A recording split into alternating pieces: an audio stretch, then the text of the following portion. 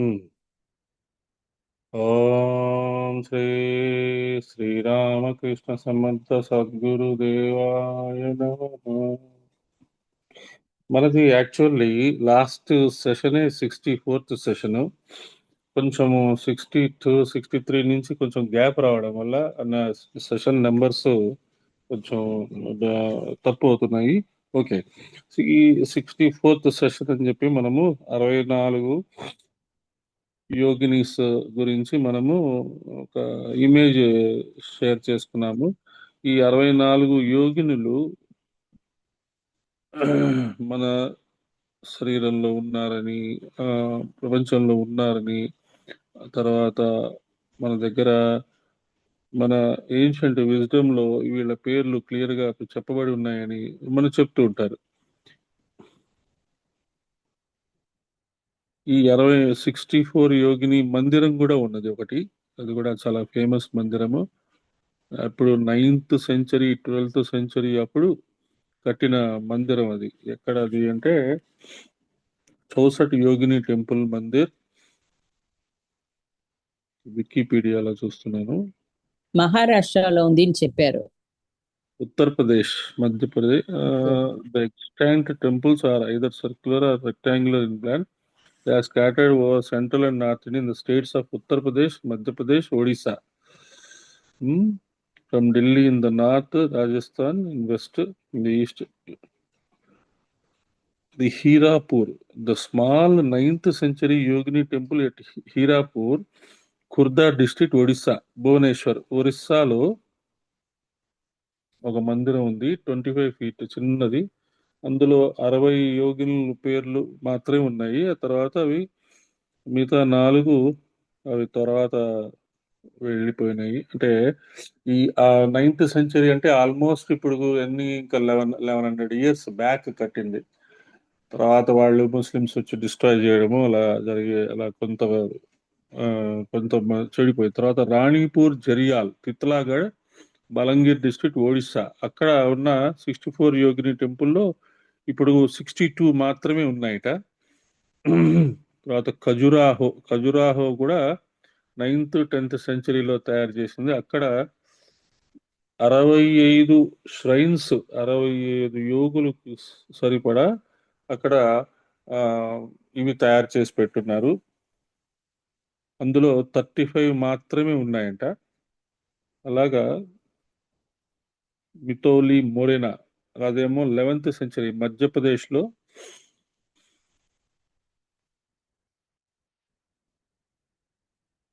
అక్కడ కూడా 65 ఉంటే అందులో 64 కోసం అని చెప్పి 65 ఇలాంటి చిన్న చిన్న ప్రాకారాలు కట్టించారు.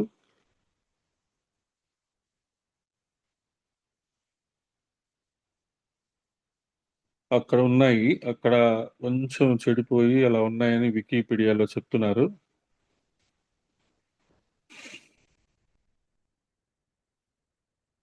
ఇక 10th సెంచరీ యోగిని టెంపుల్ అని ఒకటి ఉన్నదిట. అది అందులో 81 యోగినులు ఉన్నారని చెప్తున్నారు. అది కూడా మధ్యప్రదేశ్ జబల్పూర్లో, బేరాఘాట్ అని. వీటన్నిటినీ అందులో 81 ప్రాకారాలు పెట్టి అందులో 81 ఇమేజెస్ ఉన్నాయని చెప్తున్నారు. ఆ 81 ఇమేజెస్ లో అష్టమాతృకలు కూడా కలిపి 64 + 8 72 అవుతాయి. కానీ ఇక్కడ 81 పెట్టారు. 81 ఇమేజెస్ ఉన్నాయట.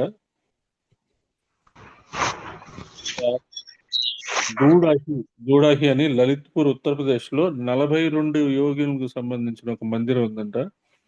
సో ఇవన్నీ మనకి మన ఇవన్నీ 9th సెంచరీ 10th సెంచరీ అంటే ఆల్మోస్ట్ 1100 ఇయర్స్ బ్యాకే మనం ప్రపంచానికి ఈ 64 యోగునుల యొక్క విశేషాలు మనం చెప్పి ఉన్నాం. చెప్పడమే కాదు, ఒక టెంపుల్స్ కట్టి వాటిని ఆ, తగినట్టుగా ప్రపంచానికి అందచేశాం. అది మన యొక్క గొప్పతనం, భారతీయ సంస్కృతి యొక్క గొప్పతనం. 64 అనగానే మళ్ళీ 64 విద్యలు అని కూడా వస్తుంది. శివుడు, కృష్ణుడు 64 విద్యలు వాళ్ళ గురువు గారి దగ్గర 64 రోజుల్లో నేర్చేసుకున్నాడు. ఇంతకుముందు ఒకసారి చాలా 4-5 ఇయర్స్ బ్యాక్ ఈ 64 విద్యల పేర్లు కూడా షేర్ చేస్తున్నాము గ్రూప్స్ లో.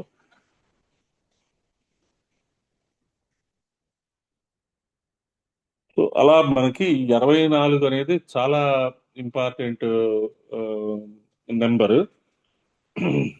అది మనం ఒక్కసారి గుర్తు చేసుకొని మనము ఈ 833 రూపు దీంట్లోకి వెళ్దాము. ఇక్కడ కూడా మనకి ఆ రిలేటెడ్ పదం ఏమి వచ్చింది. ఈ 63 64 మనం కన్ఫ్యూజన్ లో కరెక్ట్ గా ఎక్కడ ఆగాం? 832 దగ్గర ఆగాం. 64th అయిపోయిందని ఇప్పుడు మనకి అర్థమైపోయింది పూర్తిగా. ఇప్పుడు 65th లో ఉన్నాం. ఈ 65th సెషన్ లో పంచాశత్ పీఠ రూపిణి శ్రీ పంచాశత్ పీఠ రూపిణ్యే నమః, 50 పీఠాల రూపముగా గలది. సో మనకి కరెక్ట్ గా ఆ నామము కూడా అలాంటిదే వచ్చింది.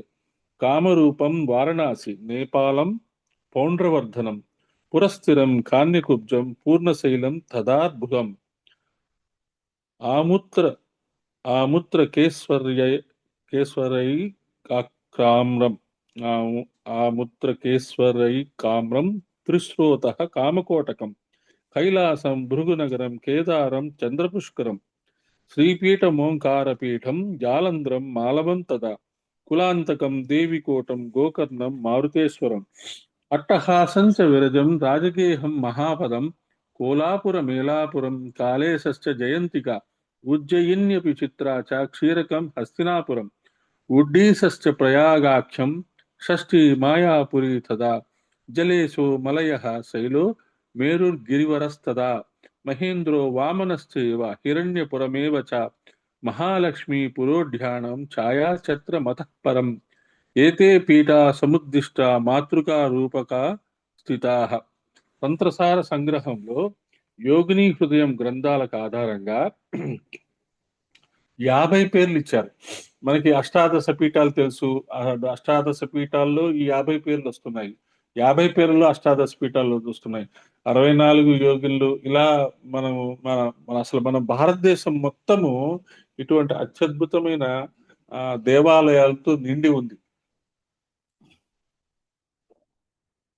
ఒకప్పుడు ఆ అంటే దాదాపు 1100 సెంచరీస్ బ్యాకే మన ప్రతి ఊర్లో అంటే మనందరికి దక్షిణ భారతదేశంలోనే ఎక్కువ టెంపుల్స్ ఉన్నాయి అని మనందరికి ఒక విశ్వాసం ఉంది. కానీ ఇప్పుడు ఈ 64 యోగినీస్ గురించి మనం వికీపీడియాలో చూస్తే ఉత్తర భారతదేశంలో నార్త్ ఇండియాలో కూడా ఉత్తరప్రదేశ్లో, ఒరిస్సాలో, మధ్యప్రదేశ్లో, ఒరిస్సా నార్త్ ఇండియా కాదు మధ్యప్రదేశ్ ఇలాంటి ప్లేసెస్ లో కూడా మంచి మంచి దేవాలయాలు ఉండేవి అని తెలిసింది.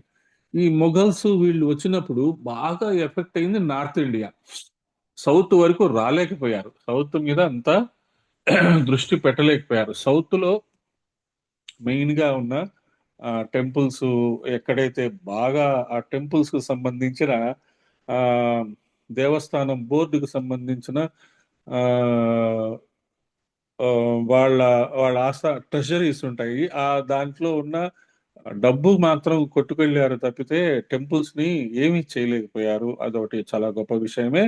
కానీ ఆ, ఉత్తర భారత్ నార్త్ ఇండియా అయినా సౌత్ ఇండియా అయినా వాళ్ళు చేసిన దానికి మనం చాలా ఇబ్బంది పడుతున్నాం. కానీ ఇప్పుడున్న గవర్నమెంట్ అలాంటి టెంపుల్స్ అన్నిటిని మళ్ళీ రీకన్స్ట్రక్ట్ చేసి మనకి ఆ పురాతనమైన వైభవము ప్రపంచానికి మనము యోగము, యోగి, భక్తి ఇలాంటి మార్గాలన్నీ ఈ యొక్క టెంపుల్స్ ద్వారా. ఈ టెంపుల్స్ ఏంటి? ఇవి scientific laboratories, scientific spiritual laboratories. అక్కడికి వెళితే మనము ఒక టెంపుల్కి వెళ్తే మనం సాధన చేసుకోవాలి, స్వాధ్యాయం చేసుకోవాలి, లేదా అక్కడ ధ్యానం చేసుకోవాలి. చేసుకున్నందువల్ల ఏమవుతుంది?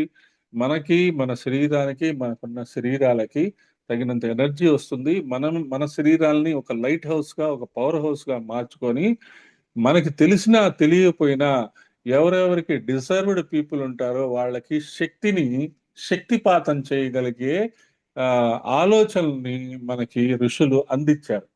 మనం ఇందాక కూడా అనుకున్నాం, మనకి తెలిసినా తెలియకపోయినా మనలో జనరేట్ అయి ఉన్న శక్తి ఆటోమేటిక్ గా ఇతరులకు వెళ్తుంది. మీరు పిల్లల్ని ఆశీర్వదించినప్పుడు, ఎవరైనా బాధలు చెప్పుకున్నప్పుడు మనకి వాళ్ళకి అరే అన్నీ మంచిగా జరుగుతుందమ్మా, ఏం పర్వాలేదు, మీ తరఫున నేను భగవంతుని ప్రార్థిస్తాను అని అన్నప్పుడు కూడా ఖచ్చితంగా శక్తిపాతం జరుగుతుంది అనేది ఆ, మీకు నమ్మకం ఉంటే ఎంతో మందికి మన వాక్కు ద్వారా మనం సేవ చేయొచ్చు. అందుకని వశన్యాగ్ దేవతలు మన మన నోటిలోనే ఉంటారు, మన వాక్కులోనే ఉంటారు అని మనం మళ్ళీ మళ్ళీ చెప్పుకుంటున్నాం లలితా సహస్రనామ సందర్భంగా. అది గుర్తుంచుకొని ఈ 50 పీఠాల పేర్లు తంత్రసార సంగ్రహం యోగిని హృదయం గ్రంథాల ఆధారంగా శ్రీ శర్మ గారు సేకరించి మనకి ఇచ్చారు. ఆ పేర్లు ఏంటో చూద్దాం. ఇప్పుడు శ్లోకం చదువుకున్నాం కదా, ఆ పేర్లు కూడా విడిగా ఇచ్చారు. కామరూప క్షేత్రం వారణాసి, నేపాల్, ప్రౌండవర్ధనం, పురస్థిరం, కన్యాకుబ్జం, పూర్ణశైల్యం, అర్బుద క్షేత్రం, ఆముత్రక, ఈశ్వరం, ఏకామ్ర క్షేత్రం, త్రిశ్రోత క్షేత్రం, కామకోటక క్షేత్రం, కైలాస క్షేత్రం, భృగునగర క్షేత్రం, కేదారము, చంద్రపుష్కరము, శ్రీపీఠము, ఓంకారపీఠము, జాలంధరము, మాలవము, కులాంతకము, దేవికోటము, గోకర్ణము, మారుతీశ్వరము, అట్టహాసము, విరజము, రాజగేహము, మహాపదము, కోలాపురము, ఏలాపురము, కాళేశ్వరము, జయంతిక, ఉజ్జయిని, చిత్ర, క్షీరకము, హస్తినాపురము, ఉడ్డీస క్షేత్రము, ప్రయాగ, షష్ఠీస క్షేత్రము, మాయాపురి, జలేశ, మలయశైల. మలయశైల అంటే శ్రీశైలము, మేరు, శ్రీశైలమేనా చూద్దాం. మలయశైల, మేరు, గిరివర, మహేంద్ర, వామన, హిరణ్యపుర, మహాలక్ష్మీపుర, ఛాయాఛత్రం, ఇలా 50 క్షేత్రాలు. ఇందులో కొన్ని మనకు తెలుసు, వారణాసి అనే పేరు కానీ, ఆ తర్వాత ఓంకార పీఠం కానీ, ఇలాంటివి మనకి తెలిసిన పేర్లే.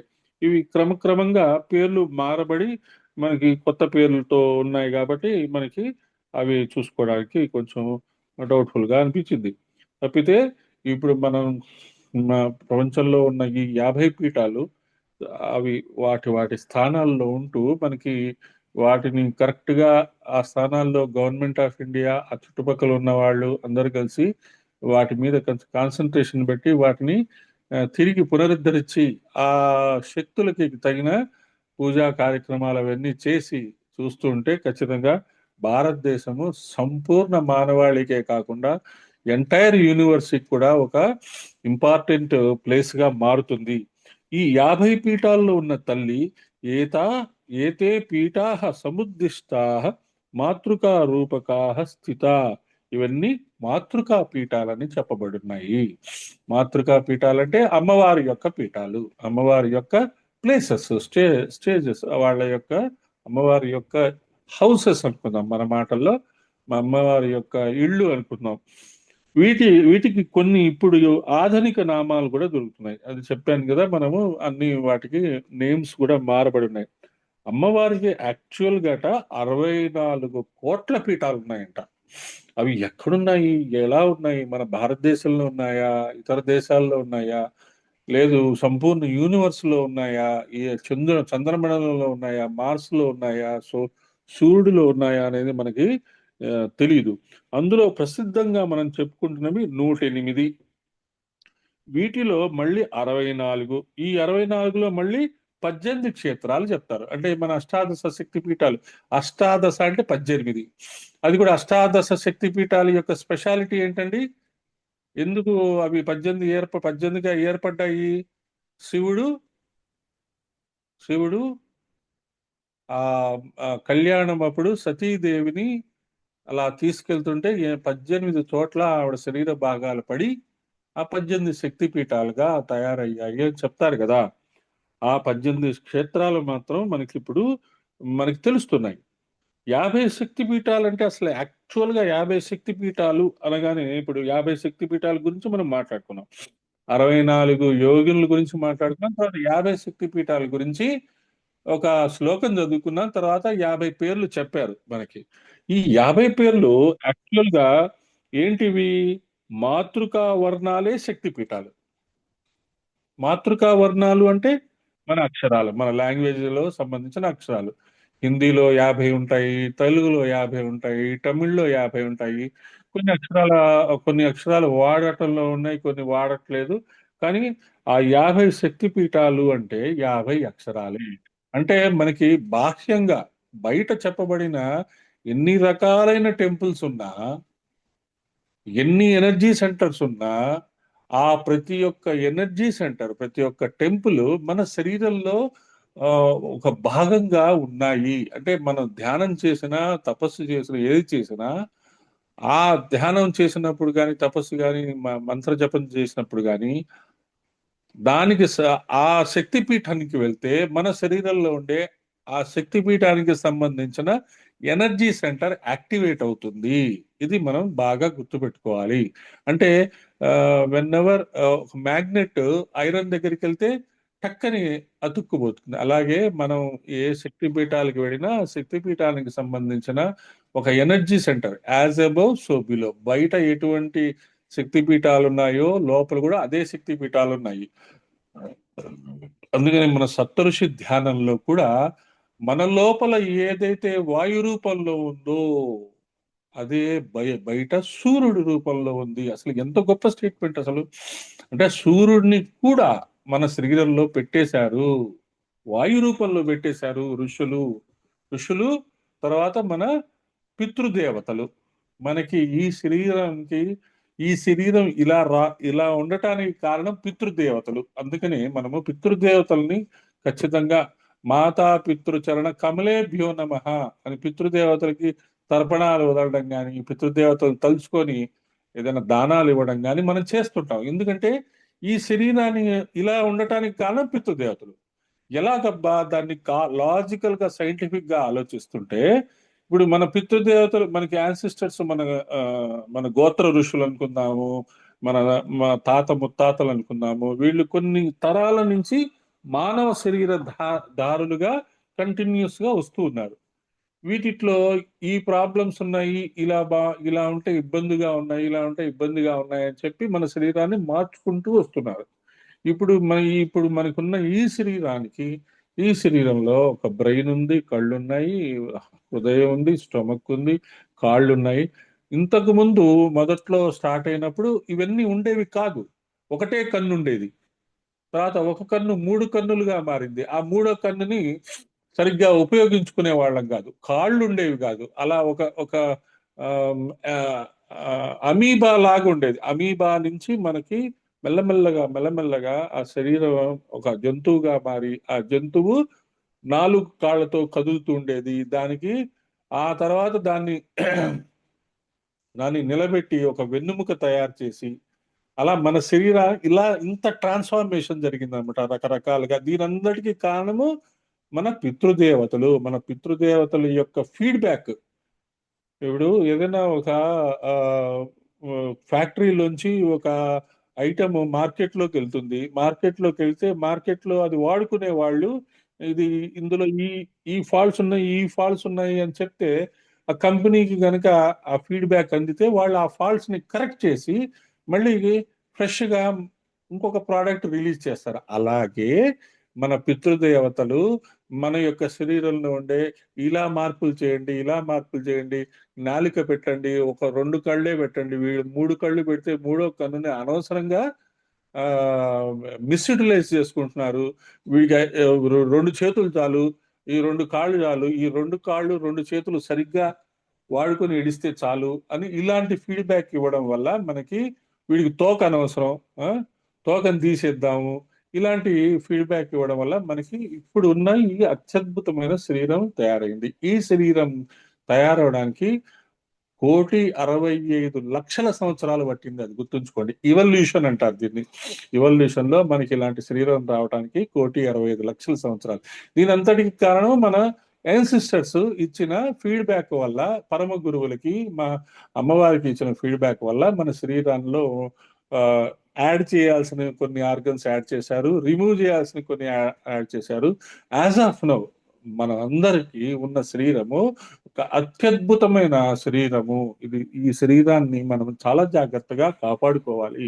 దీనికి సరైన ఆహారము, సరైన మంచి ఆహారము, ప్రోటీన్స్, న్యూట్రియంట్స్ దీనికి ఈ చక్కగా ఫంక్షన్స్ చేయడానికి కావలసినవన్నీ మనం ఇస్తూ ఉంటే ఈ శరీరం మనకి సహకరిస్తుంది. ఈ శరీరం మనకి సహకరించడం వల్ల మనస్సు కూడా మన మాట వింటుంది. మనస్సుకి ఏం కావాలి? తపస్సు, స్వాధ్యాయము, సత్సంగము, సేవ, ఇలాంటివి మనస్సుకి గనక ఇస్తే మనస్సు మనకు సహకరిస్తుంది, మనం చెప్పేది ఉంటుంది. లేకపోతే అడ్డం జరుగుతూ ఉంటుంది. ఎందుకురా బాబు ఆదివారం పూట శనివారం పూట హాయిగా భోంచేసి పడుకోక ఎందుకు ఈ గోలంతా అన్నట్టుగా మనస్సు అందరికీ అడ్డం పడుతూ ఉంటుంది. దాన్ని మనం కంట్రోల్ చేసుకొని మనము ఇటువంటి కార్యక్రమాల్లో చూస్తుండాలి. కాబట్టి ఈ 50 శక్తి పీఠాలు 50 అక్షరాలే. మళ్ళీ ఈ 50 అక్షరాలు మన శరీరంలో ఉన్నాయని మనం చాలాసార్లు చెప్పుకున్నాం. మళ్ళీ ఈ 50 అక్షరాలకి కారణము వసిన్యాది వాగ్దేవతలు. ఈ వసిన్యాది వాగ్దేవతలు మన శరీరంలోనే ఉన్నారు, మన నోట్లోనే ఉన్నారని కూడా మనం చెప్పుకున్నాం. అకారం నుంచి హకారం వరకు, ళ నుంచి క్ష వరకు రెండు కలిశాయి. ఈ ళ క్ష కలిస్తే హల్లులు 35 అయ్యాయి. ఆ నుంచి అహా వరకు ఉన్న స్వరాలు 16. ఇంగ్లీష్ లో వొవెల్స్ కాన్సనెంట్స్ అంటారు కదా, AEIO. ಮೇಲ್ ವೆಸ್ಟಿ ಮೇಲೆ ವೇಸ್ಟ್ ಎಲ್ಲ இருக்கு. சரி. இப்படி நினைச்சு போட்டுருது. ಓಕೆ அது இதெல்லாம் போட்டிட்டு போயிட்டு அங்க செஞ்சோம்னா மட்டும் கைத்தான் போடும்.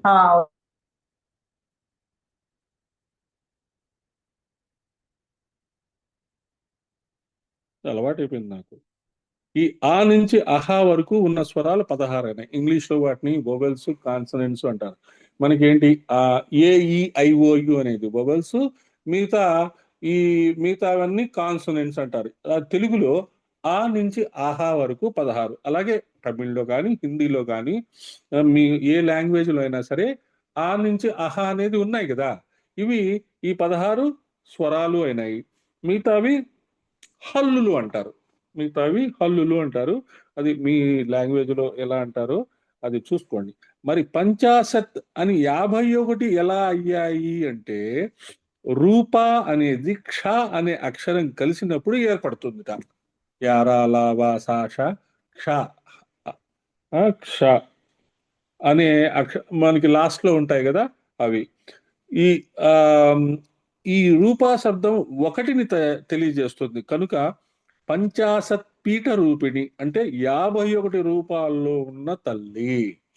మనకి పంచాశత్ పీఠ రూపిణి అనేది మనకి చాలా ఇంపార్టెంట్ నామము. 51 అక్షరాలే అమ్మ రూపములు.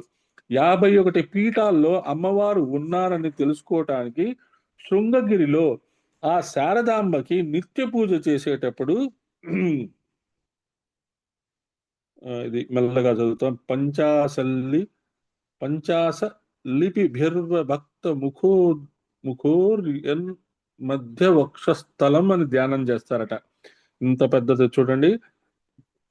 అంటే దీన్ని క్లియర్ గా పంచాశ లిపి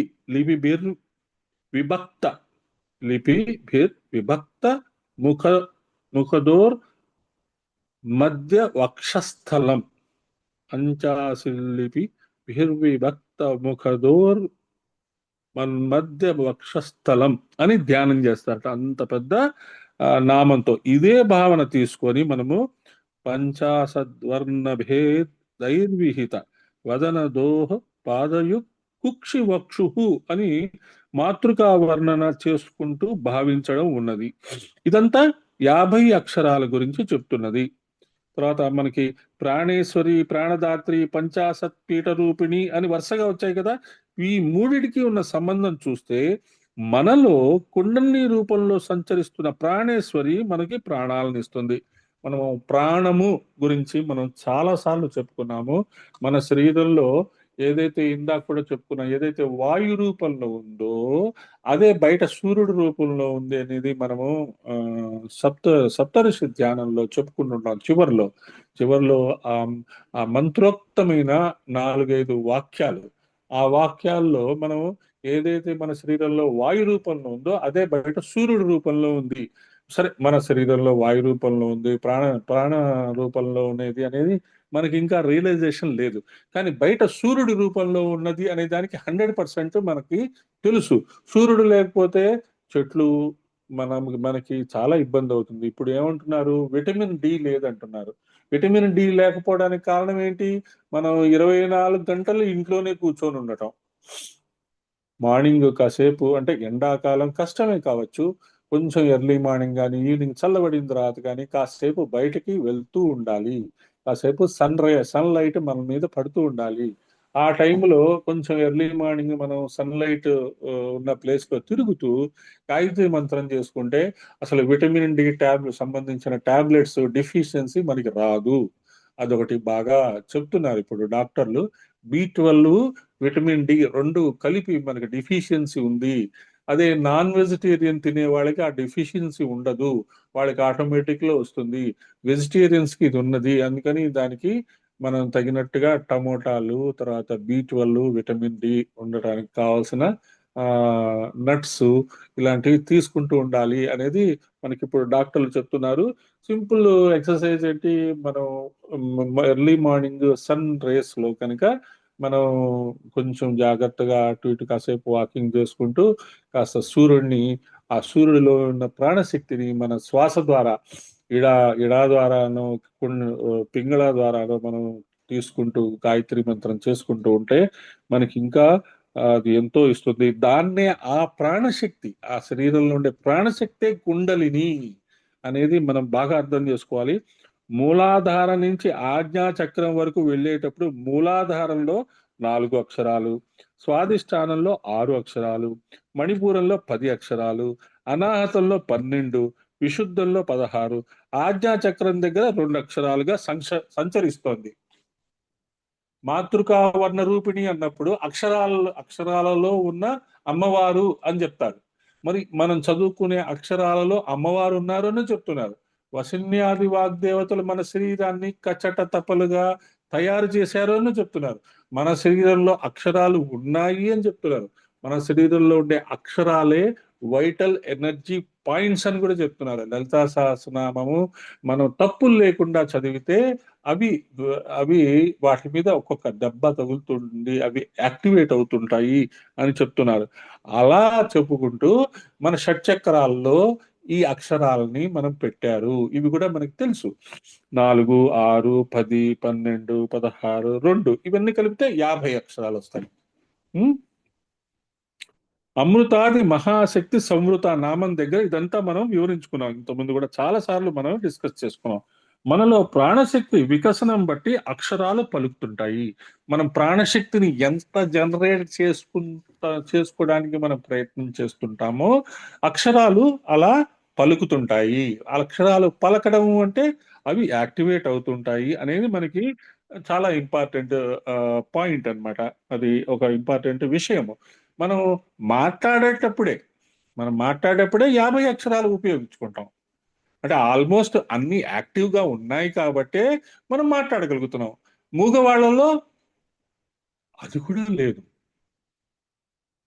మరి వాళ్ళు ఏ రకమైన ప్రాబ్లమ్ క్రియేట్ చేసుకుని ఏ రకమైన మిస్టేక్స్ చేసుంటే వాళ్ళలో వశిన్యాది వాగ్దేవతలు రాలేకపోయారు అనేది చాలా ఆశ్చర్యకరమైన విషయం. అందుకనే వాక్కుని ఎప్పుడూ దుర్వినియోగం చేసుకోవద్దు.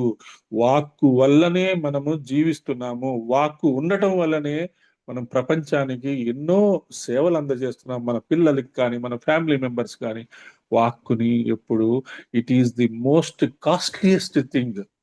దాన్ని మనం సంపాదించిన బంగారము, మనం సంపాదించిన డబ్బుని బ్యాంకుల్లో ఫిక్స్డ్ డిపాజిట్లో వేసి జాగ్రత్త పరుచుకుంటాం. రాబోయే తరాలకి మా పిల్లలకి ఇంత దాచిపెట్టానని చెప్తున్నాం. కానీ వాక్ శక్తి కోసము వాక్ శక్తిని మీరు దాచుకొని ఉంచుకోవాలి. దాన్ని చాలా జాగ్రత్తగా ఉపయోగించుకోవాలి. బంగారము డబ్బు కంటే అది చాలా కాస్ట్లీ అయినది అనేది మనకి ఈ ప్రాణేశ్వరి, ప్రాణదాత్రి, పంచాశత్ పీఠ రూపిణి అనే ఈ 3 నామాల్లో మళ్ళీ మళ్ళీ గుర్తు చేసుకుంటున్నాము. కాబట్టి ప్రాణాలకు అక్షరాలకు ఉన్న అనుబంధం అది. ఇది ప్రాణేశ్వరి, ప్రాణదాత్రి అయిన తల్లే మన శరీరంలో అక్షర రూపంలో ఉంది. ఎన్నోసార్లు చెప్పుకున్నాం, మళ్ళీ మళ్ళీ చెప్పుకుంటూ ఉన్నాం అన్నమాట. ఒక్కొక్క అక్షరం, ఒక్కొక్క మంత్రం, ఒక్కొక్క శక్తిపీఠం. మళ్ళీ బయట ఉన్న శక్తిపీఠాలన్నీ మనలో ఉన్నాయని కూడా చెప్పుకుంటున్నాం కదా. మూలాధారం దగ్గర 4 శక్తిపీఠాలు ఉన్నాయండి. మరి చూసుకోండి, మనకి 4 అక్షరాలు ఉన్నాయి, 4 పెటళ్ళు లోటస్ ఉంది, రెడ్ కలరు అని అనుకుంటాం. కానీ విరాట్ స్వరూపముగా మనము గనక ఎక్స్పాండ్ అవదలుచుకుంటే 4 శక్తిపీఠాలు మన శరీరంలోనే ఉన్నాయి.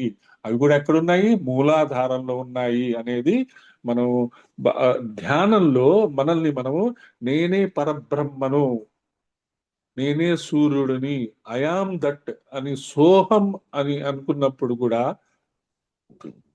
పురుష సూక్తము, శ్రీ సూక్తం చదువుకుంటున్నప్పుడు, లలితా సహస్రనామం, విశ్వ సహస్రనామం చదువుకుంటున్నప్పుడు కూడా చదివేవాళ్ళు చదువుతుంటే, వినేవాళ్ళు వింటూ ఉంటే, వాటి యొక్క మీనింగ్ అర్థం చేసుకుంటే, మనము కళ్ళల్లో ధ్యానంలోకి వెళ్ళిపోయి మన శరీరంలోనే మనము ఆ విరాట్ స్వరూపాన్ని చూసుకోగలిగే ఇమాజినేటివ్ స్కిల్స్ గనక మనకి మనం అలవాటు చేసుకుంటే క్రమక్రమంగా మనకి ఆ యూనివర్సల్ లాస్ అర్థమైపోతాయి. దివ్య స్పర్శ, దివ్య శ్రవణం తెలిసిపోతుంది. ఆమ్నిసియన్స్, ఆమ్ని పొటెంట్, ఆమ్ని ప్రెజెంట్నెస్ తెలుస్తుంది. అన్ని చోట్ల మనమే ఉన్నాము అనే అవగాహన వస్తుంది. అదే ఈ మంత్రాల యొక్క గొప్పతనము. కాబట్టి మూలాధారంలో 4 శక్తిపీఠాలు ఉన్నాయండి. స్వాధిష్టానంలో 6 ఉన్నాయండి. మణిపూరక చక్రంలో 10 ఉన్నాయి. అనాహతం దగ్గర 12, విశుద్ధం దగ్గర 16, ఆజ్ఞా చక్రం దగ్గర 2 శక్తిపీఠాలు. మరి సహస్రారంలోనూ అన్ని కలిపి సహస్రారం దగ్గర 50 శక్తిపీఠాలు. అంటే 50 అంటే చూడాలి, అన్ని శక్తిపీఠాలు మనలోనే ఉన్నాయి. మన లోపల తిరుగుతున్న ప్రాణేశ్వరి, ప్రాణదాత్రి ఈ శక్తిపీఠాలుగా లేకపోతే ఈ శరీర పీఠమే లేదు. కాబట్టి మన శరీరము అంత గొప్పది, అంత చక్కగా డిజైన్ చేసుకున్నారు. 1,65,00,000 years పట్టింది. ప్రతిష్ఠ చేసుకొని కూర్చున్న చోటుకే పీఠం అని పేరు. ఆవిడ ప్రతిష్ఠ ప్రకటాకృతి. పీఠం వేసుకొని మొత్తం శరీరాన్ని నడిపిస్తోంది. మన శరీరమే 50 పీఠ రూపము. ఈ పీఠాలన్నీ అమ్మవి. ఈ శరీరంలో నేను అనేది ఇంకేం లేదు, అసలు మీరు లేరు.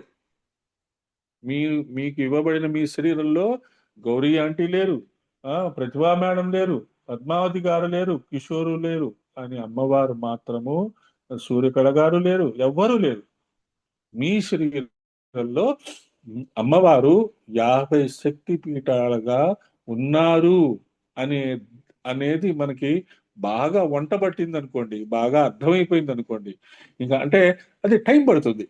అందుకనే పరమ గురువులు కూడా ఈ రామకృష్ణ పరమహంస గాని, అరవిందుల వారు గాని, శ్రీరామ శర్మాచార్య గారు గాని, వీళ్ళందరూ ఎప్పుడైతే వాళ్ళకి ఈ విషయం అర్థమైందో ఇక పరమ గురువుల పనులు చేయడం మొదలు పెట్టారు.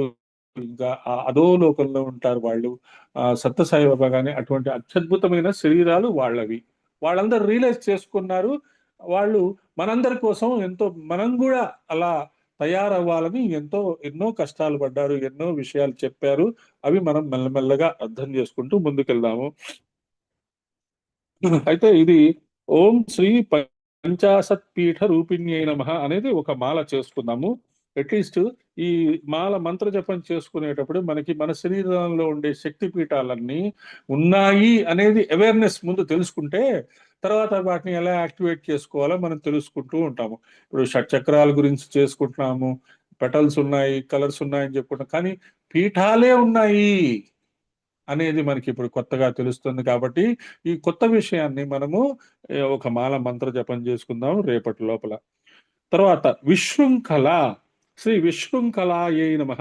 సంకెళ్ళు లేనిది, ఇదంతా యోగ స్థితిని చెప్తున్నది. విధి నిషేధాలు, ప్రతిబంధకాలు, అడ్డంకులు, పరిమితులు లేనిది. ఒక్క సంతానానికి సంతానం కలిగితే శృంఖలాలు ఉంటాయి. మరి ప్రసవిత్రి అయినప్పుడు అమ్మవారికి ఎన్ని శృంఖలాలు ఉండాలి? ఇంత జగత్తును ప్రసవించింది కానీ ఏ శృంఖలాలు లేవు. ఇంత ప్రపంచం నడుపుతున్నా ఏ వికారాలకి అంటకుండా ఉంది కనుక విశృంఖల. కర్మ అనే శృంఖలాలు లేని పరమేశ్వరి విశృంఖల. మనకందరికీ కర్మ ఉన్నది, మనము బంధించబడి ఉన్నాము. ఆ కర్మ యొక్క వెబ్ లో మనం బంధించబడి ఉన్నాము. దాంట్లోంచి బయటికి ఆ రుణ విముక్తి అవ్వడానికి మనము ఇవన్నీ చేస్తున్నాము. మంచి సేవా కార్యక్రమాలు కానీ, సాధనలు కానీ, పూజలు కానీ చేస్తున్నాము. మరి అమ్మవారికి మాత్రం అటువంటివేమీ లేవు. అందుకని శ్రీ విశృంఖలాయై నమః అని మనం గుర్తు చేసుకుంటాము. యోగీశ్వరులు, యతులు ఎప్పుడైతే వీళ్ళు ఈ సత్యసాయిబాబా గాని, శ్రీరామ శర్మాచార్య గారు గాని, వీళ్ళందరూ ఆ స్థితికి ఎప్పుడు ఎదిగారు అంటే, ముందు వాళ్ళు కర్మ నుంచి విముక్తి అవుతారు. కర్మబంధంలోంచి విముక్తి అయిన తర్వాత, కర్మబంధం విముక్తి అయిపోయిన తర్వాత ఇంకేముంటుందండి, హాయిగా మోక్షం చేసుకోవచ్చండి. వెళ్ళి భగవంతుడిలో కలిసిపోవచ్చండి, ఇంకా జన్మలు మనకి అవసరం లేదండి, జన్మలు ఎత్తి నేను చాలా ఇబ్బంది పడుతున్నానండి, అలసిపోతున్నానండి, ఇవన్నీ జస్ట్ ఫూలిష్ సెంటెన్సెస్. జన్మరాహిత్యం అనేది లేదు. కాకపోతే జన్మకి గ్యాప్ ఉంటుంది. పరమ గురువుల యొక్క సేవ చేయటం కోసమే మనము ఈ నరజన్మ తీసుకున్నాము అనేది మనం గుర్తుంచుకొని ఈ జన్మలెత్తడం, ఈ జన్మ పరంపర మీద మనము తక్కువ ప్రేమ ఉంచుకొని రుణ విముక్తి అవ్వాలి, కర్మల నుంచి బయటికి రావాలి అనే ఆస్పెక్ట్ మీద ఈ కొంచెం కాన్సన్ట్రేషన్ పెట్టుకుంటే ఖచ్చితంగా మనకి ఆ స్టేటస్ మనకి వస్తుంది, ఆ పరమ గురువు యొక్క స్టేటస్ వస్తుంది. అప్పుడు మనకి ఫ్రీడమ్ ఆఫ్ విల్ అంటారు. అప్పుడు మనకి ఫ్రీడమ్ ఉంటుంది. ఆ, జన్మ తీసుకోవాలా తీసుకోవద్దా అనేది, తీసుకోవడానికి తీసుకోకపోవడానికి మధ్యలో కొన్ని వేల సంవత్సరాల గ్యాప్ ఉండొచ్చు, వందల సంవత్సరాల గ్యాప్ ఉండొచ్చు. తర్వాత పరమ గురువుల యొక్క ఆజ్ఞ మేరకు మనం సాధనలు చేసుకోవటానికో లేకపోతే ఇతరులను అనుగ్రహించడానికో మనం జన్మలు తీసుకోవచ్చు. లేదు మనము ఒక మంచి ప్లేస్ చూసుకొని అక్కడ ఏదో ఒక లోకల్లో స్థానం ఏర్పరచుకొని అక్కడి నుంచి మనము మనతో ట్యూన్ అయిన వాళ్ళకి మనము గైడ్ చేసుకుంటూ ఉండవచ్చు అనేది మనం ఇప్పుడు జస్ట్ అలా డిస్కస్ చేసుకున్నాం. తర్వాత శ్రీ వివిక్త స్థాయి నమః.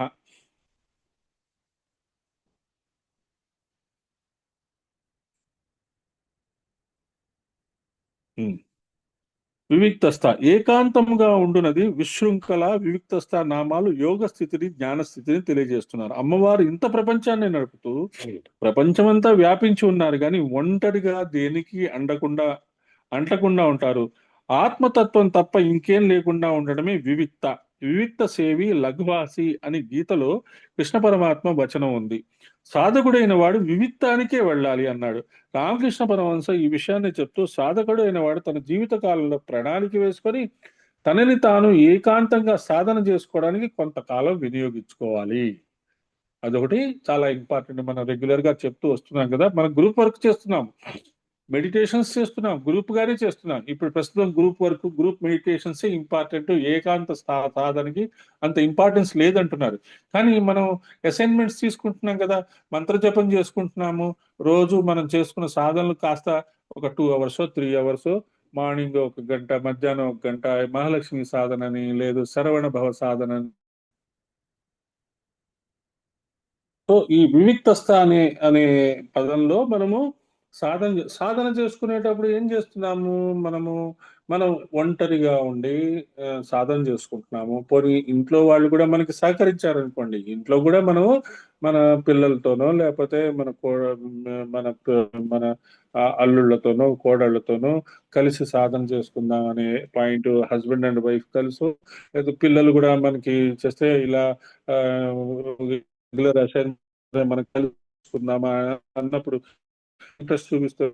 అప్పుడు కూడా మనం చేసే సాధన వివిక్త స్థా కిందే వస్తుంది.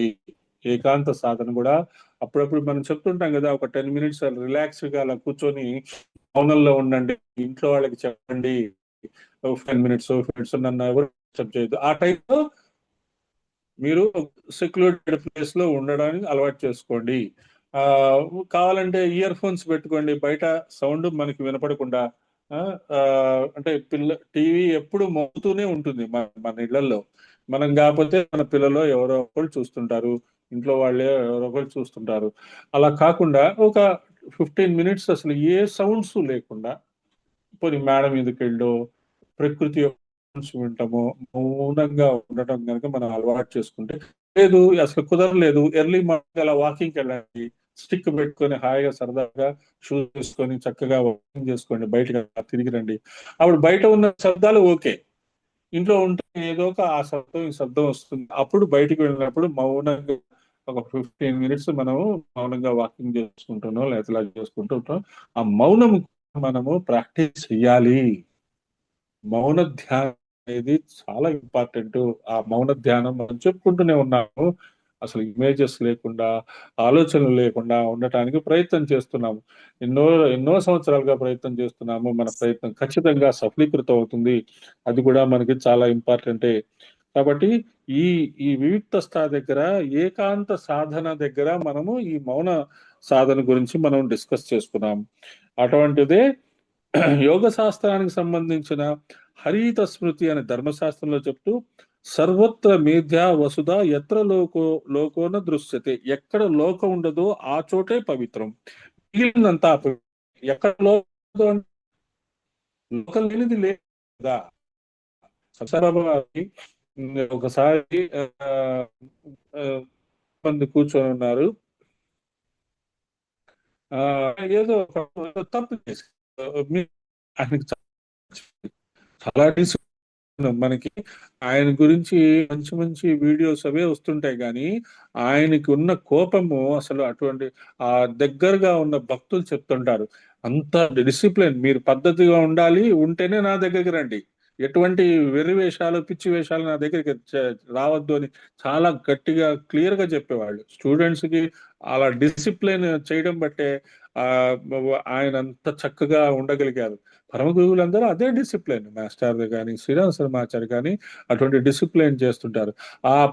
సత్యసాయిబాబా వారి దగ్గర ఒకసారి ఒక భక్తుడు ఒక చిన్న మిస్టేక్ చేశాడు, చాలా కోపం వచ్చింది. వెళ్ళిపోరా, నువ్వు నాకు కనబడకుండా వెళ్ళిపో, నేను నిన్ను ఇంకెప్పుడు చూడను అన్నట్ట. అంటే ఆ భక్తుడు తెలివిగా ఏం చేశాడు, అయ్యా మీరు నన్ను చూడలేని ప్లేస్ ఏదో చెప్పండి, మీరు లేని ప్లేస్ ఏదో చెప్పండి, అక్కడికి వెళ్తాను, మీరు చూడకుండా నేను ఉండలేను, మిమ్మల్ని చూడకుండా నేను ఉండలేను, మీరు నన్ను చూడలేని ప్లేస్ ఏదో చెప్పండి, మీరు లేని ప్లేస్ ఏదో చెప్పండి, అక్కడికి వెళ్తాను అన్నట్ట. అనగానే సత్సాయిబాబా వారికి వెంటనే అర్థమైంది, ఓహో వీడు ఏదో తెలియక తప్పు చేశాడు, వీడు చాలా భక్తి ఉన్నది, చూడండి ఎంత చక్కగా సమాధానం చెప్పాడు, మీరు లేని స్థలం ఏదో చెప్పండి. అంటే అతనికి ఎంత అవేర్నెస్, ఎంత భక్తి గురువు మీద ఉంటే అలా అనగలిగాడు.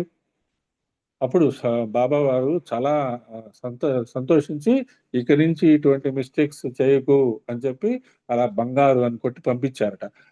అలా మనం అలర్ట్ గా ఉండాలి. గురువులతో కూడా, పెద్దవాళ్ళతో కానీ గురువులతో కానీ మనం ఏం చేస్తాము, మనకి బాగా క్లోజ్ అండి అని చెప్పి జోకులు వేసుకుంటాము, గురువులతో భలే సరదాగా మాట్లాడుకుంటాము, అప్పుడప్పుడు మీరు మమ్మల్ని పట్టించుకోవట్లేదు, అలా రకరకాలుగా మనం అంటుంటాం. కానీ అవన్నీ మనం చాలా జాగ్రత్తగా మాట్లాడాలి. ఎందుకంటే మనం మాట్లాడే మాటలు మాస్టర్ చాలా క్లియర్ గా చెప్తుంటారు, మనం గురువు సమక్షంలో మనం మాట్లాడే మాటలు అవి డబుల్ అవుతూ ఉంటాయి, త్రిబుల్ అవుతుంటాయి, 100 times మారుతుంటాయి. అందుకనే కన్స్ట్రక్టివ్ పరమ గురువుల దగ్గర కానీ, టెంపుల్స్ లో కానీ, ఈ సాధనా స్థలాల్లో కానీ మనం మాట్లాడే మాటలు చాలా జాగ్రత్తగా ఉపయోగించుకోవాలి. తర్వాత వీరమాత, శ్రీ వీరమాత్రే నమః, వీరుల చేత ఆరాధింపబడే తల్లి, వీరులకు తల్లి. మనమందరం వీరులమే కదా, మనమందరం. ఎందుకంటే బార్డర్స్ లో సైన్యము, మన సైన్యము, మన ఆర్మీ ఫైట్ చేస్తోంది. తర్వాత మన పోలీసులు ఒక ఆర్గనైజ్డ్ గా ఉండడానికి కంట్రోల్ చేస్తున్నారు, ట్రాఫిక్ వాళ్ళు కంట్రోల్ చేస్తున్నారు. మనము కూడా వాళ్ళలాగే మానవాళికి సేవ చేయటానికి మంచి విషయాలు, మంచి పనులు చేస్తూ మన ద్వారా వాళ్ళకి ఎనర్జీ వెళ్ళాలి, ద్వారా ప్రేమ అందాలి అనే కాన్సెప్ట్ తో మనం జీవిస్తున్నాం. కాబట్టి మనము కూడా వీరులమే. గురువు గారు ఏం చెప్పారు, యుగ శిల్పులమే, రాబోయే యుగానికి కావాల్సిన పనిముట్లు తయారు చేస్తున్నాం, కావాల్సిన టూల్స్ తయారు చేస్తున్నాం, కావాల్సిన మనుషుల్ని తయారు చేస్తున్నాం. కాబట్టి మనమందరము కూడా అటువంటి వీరులమే, ఫ్రీడమ్ ఫైటర్స్ అని కూడా చెప్పుకోవచ్చు. భారతదేశానికి స్వాతంత్రం వచ్చింది, కానీ భారతీయులకి స్వాతంత్రం వచ్చిందా? లేదు. We are all bound by our karma. ఆ కర్మ యొక్క రుణం తీరి ఆ కర్మ నుండి విముక్తి అయ్యే వరకు మనం స్వాతంత్ర సమరం చేస్తూ ఉండాలి. అలా చేస్తున్నాం కాబట్టి మనల్ని మనం వీరులు అని మనం అనుకోవచ్చు. అమ్మ ఉందని ఎవరు నిబ్బరంగా ఉన్నారో వారు వీరులు. మనం నమ్ముతున్నాం కదా, అమ్మ ఉంది అని మనకి తెలుసు, అట్లీస్ట్ తెలిసినట్టు ఉంటున్నాం, తెలుసు అని అనుకొని మనము అవర్స్ టుగెదర్ మనం అమ్మవారిని పూజ చేస్తున్నాం. కాబట్టి మనం వీరులమే. వీరాహ ఉపాసక దురంధరాహ, అంతర్యాగ క్రమంలో సిద్ధి పొందిన వారు వీరులు. వీరులంటే ఎవరో చెప్తూ పురాణంలో ఒక మాట చెప్పారు, అమ్మవారికి రెల్లు పొదలో 6 ముఖముల వాడు పుట్టాడని వార్త వచ్చింది.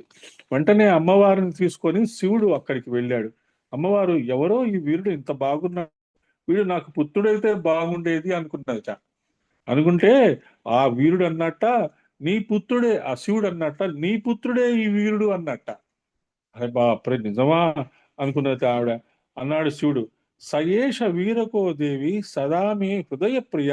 ఆ వీరుడే వీడు, నీ పుత్రుడే వీడు, నా హృదయం వంటి వాడు, నాకు ప్రియమైన వాడు అన్నట్ట శివుడు అమ్మవారి.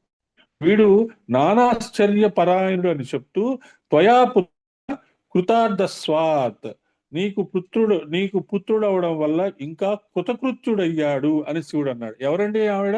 ఎవరండి ఆ పుత్రుడు, అమ్మవారి పుత్రుడు? రెల్లు పొదలో పుట్టిన ఆయన ఎవరు? పేరు చెప్పండి.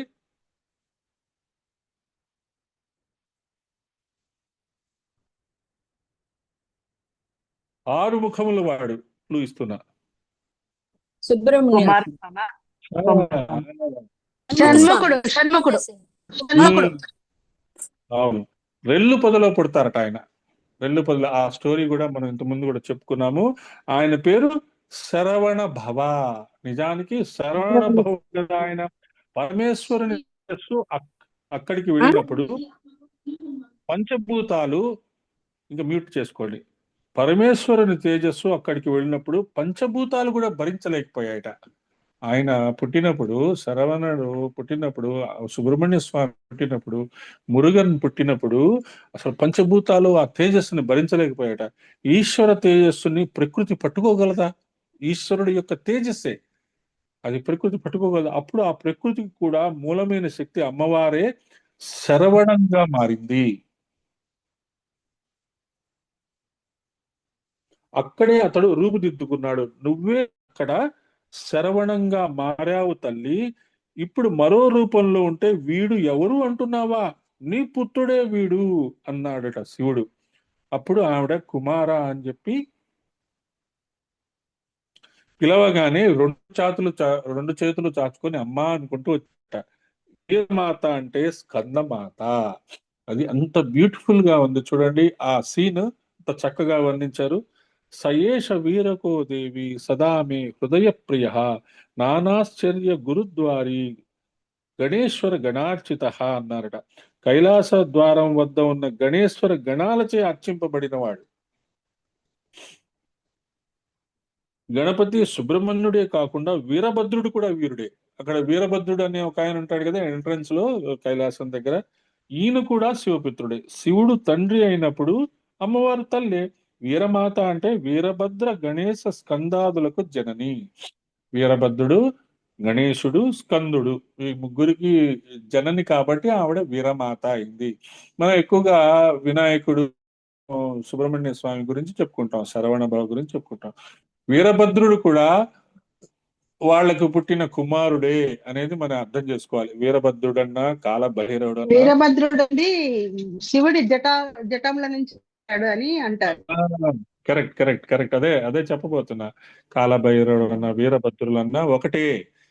వాళ్ళు ఆయన యొక్క పనులు చేయటానికి తన జటాజూటంలోంచి ఆ వీరభద్రుల్ని ఒక ఒక అంటే అంటే దీన్ని ఎంత సటిల్ గా మనం అర్థం చేసుకోవాలి అంటే, ఆంజనేయ స్వామి యొక్క ప్రతి రోమములో రాముడి యొక్క నామం వినపడుతుంది కదా. ఆ శివుడు కోపంగా ఉండి తన జటాజూటంలోంచి ఇలా కింద అందులోంచి ఒక వీరభద్రుడు వచ్చాడు అని చెప్తారు. ఆ వీరభద్రుడే వెళ్ళి ఆ దక్షుడి యొక్క ఈ యజ్ఞంలో మొత్తం డిస్ట్రాయ్ చేసి వస్తాడు. అంటే ఆ శివుడు వాళ్ళు కోప్పడితే వాళ్ళ శరీరంలో ఉండే ప్రతి అణువులోంచి ఒక శక్తి ఉద్భవిస్తుంది. అందుకనే అమ్మవారు కూడా ఈ దుర్గా సప్తసతిలో వీళ్ళందరినీ మధుకైటబుల్ని తర్వాత వీళ్ళందరినీ చంపినప్పుడు ఆమె శరీరంలోంచే కొన్ని వేల మంది, లక్షల మంది, అంటే ప్రతి సెల్లులోంచి మన శరీరంలో ఆల్మోస్ట్ 14 ట్రిలియన్ సెల్స్ ఉన్నాయని చెప్తారు. అది అంటే అసలు మనం సెల్యులార్ స్ట్రక్చర్ గురించి చదువుకున్న వాళ్ళైతే అసలు ఆశ్చర్యపోతారట. అసలు నిజంగా మనకు శరీరం ఉందా లేదో, ఈ సెల్స్ ఉన్నాయా, ఈ సెల్స్ వల్ల మనకు శరీరం కనపడుతుందా అని ఆశ్చర్యపోతారట సైంటిస్టులు, బయాలజిస్టులు. అట్లా ఒక్కొక్క సెల్ అంటే శరీరం మొత్తం పవిత్రమైపోయి ప్రతి ఒక్క అంగము కూడా పవర్ఫుల్ గా తయారైపోతే ఎంతో మంది ప్రతి ఒక్క మన శరీరంలో ఉండే ప్రతి ఒక్క ఆర్గను ప్రతి ఒక్క సెల్ ఒక ఒక ప్రోటోటైప్ ని తయారు చేయగలదు అనేది మనం అర్థం చేసుకోవాలి. అలా వీరభద్రుడు అనే ఆయన కూడా ఆ శివపార్వతుల యొక్క శిష్యుడు కుమారుడే అని చెప్తున్నారు. అది మనము బాగా అర్థం చేసుకోవాలి. వియత్ ప్రసూహు శ్రీ వియత్ ప్రసువే నమః. ఈ తల్లి ప్రసవిత్రి ఈ జగత్తుని ఎలా సృష్టించిందంటే మొట్టమొదట ఆకారాన్ని సృష్టించింది, ఆకాశాన్ని సృష్టించిందట. ఆకాశం నుండి మిగిలినవన్నీ సృజించింది. వియదాది జగత్ ప్రసూహు నామాన్నే వియత్ ప్రసూ అని చెప్పడంలో ఆత్మనః ఆకాశ సంభూత అని ఆ మంత్రాన్ని చెప్తున్నారు. పరమాత్మ నుండి ఆకాశం ఉద్భవించింది, అందులోంచి మిగిలిన వచ్చాయి కనుక ఆవిడ వియత్ ప్రసూహు. వియత్ చక్రం అంటే హృదయ చక్రం, హృదయంలో వ్యక్తమయ్యే తల్లి అని అర్థం. వియత్ చక్రం అనగా శ్రీచక్రం, శ్రీచక్రం నుండి కలిగే తల్లి శ్రీచక్రాన్ని సైతం కలిగించిన తల్లి. కాబట్టి వియత్ ప్రసూహు అనేది ఆమె ముందు ఆకాశాన్ని సృష్టించింది, ఆ తర్వాత వాయువుని సృష్టించింది, ఆ తర్వాత అగ్నిని సృష్టించింది, ఆ తర్వాత జలాన్ని సృష్టించింది, ఆ తర్వాత పృథ్వీ ఐదుటిని సృష్టించి వాటి ఐదుటికి 5 తన్మాత్రలు, 5 గుణాలు, 5 రకాలైన దానికి సంబంధించిన కర్మేంద్రియాలు, జ్ఞానేంద్రియాలు. ఇది ఇలా సృష్టించుకుంటూ మన శరీరం తయారైంది అనే భావన కనుక మనకి బాగా అర్థమైతే బాహ్య జగత్తులో ఏదుందో అంతర్జగత్తులో కూడా అదే ఉంది అనేది మనం బాగా అర్థం చేసుకుంటే అదే అంతర్యాగము. మౌనంగా ఉందండి.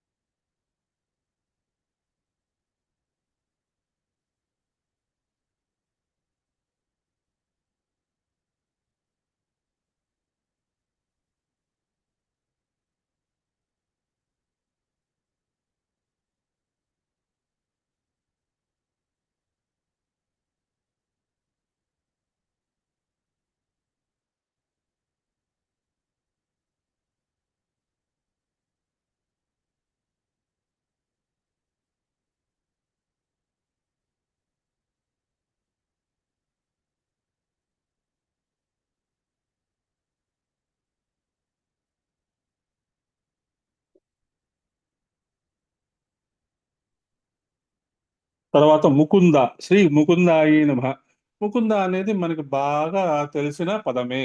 ముకుంద అంటే సింపుల్ గా మనకి ఏమో తెలుసు, కృష్ణుడికి ముకుందుడు అనే పేరుంది. విష్ణువునికి కూడా ఆ పేరు సరిపోతుంది. ముక్తిం దదాతి ఇతి ముకుంద. కానీ ముకుంద అంటే మనకి కృష్ణుడే గుర్తొస్తాడు. అంత బాగా మనకి ముకుంద నామము మనకి బాగా అలవాటైపోయింది. గోవింద అనగానే మనకి వెంకటేశ్వర గుర్తొస్తాడు. కానీ ఆ గోవింద అనే పదము కృష్ణుడికి కూడా ఉన్నది. ఆ గోవింద అనే పదము విష్ణు సహస్రనామంలో కూడా ఉన్నది. ఆ గోవింద అనే పదము విష్ణువు కూడా ఉన్నది అనేది మనకి బాగా తెలుసు. కాబట్టి వాడుక భాష అలా ఉన్నది కాబట్టి ముకుంద అంటే కృష్ణుడు. దానికి అలాగే మనకి తెలిసిన కొన్ని పదాలు వాటి యొక్క వేరు వేరు అర్థాలు సంస్కృతంలో అంత చక్కగా చెప్పబడి ఉన్నది. అంత బ్యూటిఫుల్ లాంగ్వేజ్. అందుకని పరాభవ నామ సంవత్సరం అనగానే మనకి ఫస్ట్ మనకి తెలుగు వాళ్ళకి ఏమైంది, పరాభవం అనగానే అవమానము. అమ్మో ఈ సంవత్సరం అంతా అవమానాలే, ఈ సంవత్సరం అంతా అనుమానాలే, ఈ సంవత్సరం అంతా మనకి సరిగ్గా ఉండదని ఆ రకరకాలుగా చెప్పారు. కానీ వెంటనే వాళ్ళందరూ సర్దుకొని సంస్కృత అర్థం తీసుకొని పర అంటే అమ్మవారు, భవ అంటే శివుడు. కాబట్టి అమ్మవారు శివుడు ఇద్దరు కలిసి మనల్ని ఆశీర్వదించే సంవత్సరం ఇది అనేది అర్థం చేసుకున్నారు. అది ఒక్కొక్క పదంలో కాంటెక్స్ట్ ను బట్టి మనకి ఆ పదం యొక్క అర్థం మారుతుంది అని చెప్తుంటారు కదా. అలాగే ముకుంద అన్న, గోవింద అన్న ఆ ఆ పేర్లు అలా ఉంటాయి. అందరికీ ముక్తినిచ్చిన అవతారం ముకుంద. కదాచిదాద్య లలిత పుంరూప కృష్ణ విగ్రహ అని గోపాల మంత్రాలు చెప్తూ తంత్రరాజం అనే ఒక గ్రంథం ఉందంట. దాంట్లో గోపాలుడికి సంబంధించిన మంత్రాలు ఉన్నాయట. ఈ లలితాదేవికి అందరినీ సమ్మోహింపజేయగలిగే శక్తి ఉన్నది. లలితాదేవి కృష్ణ రూపం ధరించి వేణునాదంతో సమ్మోహింపజేసింది. లలిత యొక్క శక్తులందరూ వచ్చి ఆ తల్లి చుట్టూ చేరిపోయారు. ఆవిడ పుంరూపం ధరించిన తల్లి, అందుకే కృష్ణమ్మ అని కొందరు కొలుస్తారు. ఎవరిని? కృష్ణమ్మ అనేది కృష్ణుణ్ణి కృష్ణమ్మ అని ఎందుకు అన్నారు అంటే లలితాదేవియే అలా కృష్ణుడి రూపంలో వచ్చిందని చాలా క్లియర్ గా చెప్తున్నారు ఇక్కడ. తంత్రరాజం అనే ఒక గ్రంథంలో గోపాలుడికి సంబంధించిన ఎన్నో రకాలైన నామాలను చెప్తూ అందులో చాలా క్లియర్ గా రాస్తుందట, లలితాదేవియే కృష్ణుడి రూపంలో వచ్చింది. లలితాదేవిని పూజించిన వాళ్ళందరూ మళ్ళీ కృష్ణుడి రూపంలో కృష్ణుడి చుట్టూ పుట్టారు. ఆయన వేణువు ఊదడంగానే అలా అందరూ వచ్చి ఆయన చుట్టూ చేరేవారట. ఆ చుట్టూ చేరిన వాళ్ళలో రాధలు ఆ గోకులంలో ఉండేవాళ్లే కాకుండా ఆవులు, దూడలు, వన్యప్రాణులు, చెట్లు కూడా ఆయన ఫ్లూట్ కి ఎంజాయ్ చేసేట. అంటే ఏంటంటే సటిలర్ గా డీప్ గా ఆలోచిద్దాం. అంటే ప్రకృతిలో మనల్ని బాగా సమ్మోహనం చేసే సౌండ్ ఏంటి అనేది మనం బాగా పర్సనల్ గా రీసెర్చ్ చేసుకొని తెలుసుకోవాలి. కొంతమందికి పిల్లలు మంచి మాటలు చెప్తూ ఉంటే బాగుంటుంది అనిపిస్తుంది. కొంతమందికి శ్రేయా ఘోషాలు వింటుంటే బాగుంటుంది. కొంతమంది లతా మంగేష్కర్ పాడుతుంటే బాగుంటుంది అనిపిస్తుంది. కొంతమందికి ఏమో బాలసుబ్రహ్మణ్యం పాడే లింగాష్టకం గనక వింటూ ఉంటే అసలు కాశీకి వెళ్ళినట్టే ఉంటుంది. అసలు అంత గొప్పగా ఆయన పాడతాడు. అలాగే మన ఘంటసాల గారు భగవద్గీత చెప్తుంటే అసలు మనకి కళ్ళు మూసుకొని అది వింటూ ఉంటే అంత బాగుంటుంది. అలాగే ఎంఎస్ సుబ్బలక్ష్మి గారు వెంకటేశ్వర సుప్రభాతం గాని, లలితా సహస్రనామం గాని చెప్తుంటే అసలు ఇంక మనకి అబ్బా ఏం నేర్చుకుంటాము, ఈయనేమో లలితా సహస్రనామం ప్రొనౌన్సియేషన్ నేర్చుకోమంటాడు, ఇంకొకటి వచ్చి ఇంకోటి చెప్తుంటారు. అసలు ఆ వింటుంటే ఆ హై ముందు అన్ని దిగదుడిపే అని అనుకుంటారు. అంటే there is something in the sort of music in the universe which gives you the eternal peace. అదేంటో మీరు కనుక్కోవాలి. రకరకాలైన శబ్దాలని మీరు వింటూ కనుక్కోవాలి. నాకు పర్టికులర్ గా ఈ మ్యూజిక్ అంటే ఇష్టము. ఆ మ్యూజిక్ రెగ్యులర్ గా వింటూ ఉంటా. ఎందుకు వింటూ ఉంటాము? అలా మీరు కూడా ఎంఎస్ సుబ్బలక్ష్మి గారి వాయిస్ ఇష్టము, రెగ్యులర్ గా వింటూ ఉంటాము. అందుకని అలా వింటూ ఉన్నప్పుడు ఏం జరుగుతుందంటే మన మనస్సుకి ప్రశాంతత వస్తుంది. ప్రశాంతత వచ్చినప్పుడు మన శరీరంలో అన్ని చక్కగా బ్లడ్ సర్క్యులేషన్ కానీ ఇవన్నీ బాగా ఉంటాయి. నార్మల్ గా పీస్ఫుల్ గా ఉంటుంది. మనస్సు కూడా రిలాక్స్డ్ అవుతుంది. మనస్సు రిలాక్స్ అసలు the eternal villain of our body is mind. ఆ మనస్సుని మనము కంట్రోల్ చేసుకోవటానికి రకరకాలైన సాధనలు చేసుకుంటున్నాము, యాక్షన్స్ చేస్తున్నాము, పిల్లి గంతులు వేస్తున్నాము, రకరకాలుగా తంటాలు పడుతున్నాం. అలాగే ఆ అమ్మవారే ఆ కృష్ణుడి రూపంలో వచ్చి వేణునాదానంతో ప్రపంచం మొత్తాన్ని తన వైపు అట్రాక్ట్ చేసుకుందట. అసలు ఆయన రూపము కూడా డిఫరెంట్ గా ఉంటుందట.